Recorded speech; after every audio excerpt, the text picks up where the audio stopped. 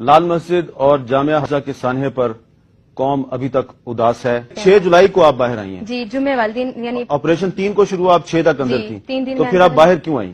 میں ہماری جو آپی جان تھی ام حسان صاحبہ، وہ طالبات کو جب انہوں نے دیکھا کہ بالکل نہتی طالبات ہیں، جب میں 3 دن کے بعد باہر نکلی تو اس وقت تک تقریباً ہماری 100 کے قریب طالبات اندر شہید ہو چکی تھیں، اور 90-95 کے قریب ہمارے بھائی تھے جو شہید ہو چکے تھے، اور ان کی لاشوں سے ارد گرد ہمارے کمرے بھرے ہوئے تھے. جب آپ نے مدرسہ چھوڑا اس وقت پیچھے مزید کتنی طالبات تھیں؟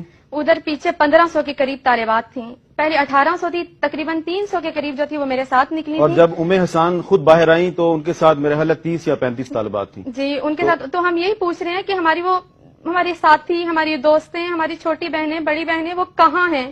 جب میں مدرسے سے باہر نکلی تو اس وقت مدرسے کے اندر ہماری 100 بہنوں کی لاشیں تھیں. آج ان کی والدین پیرنٹس ہم سے فون کر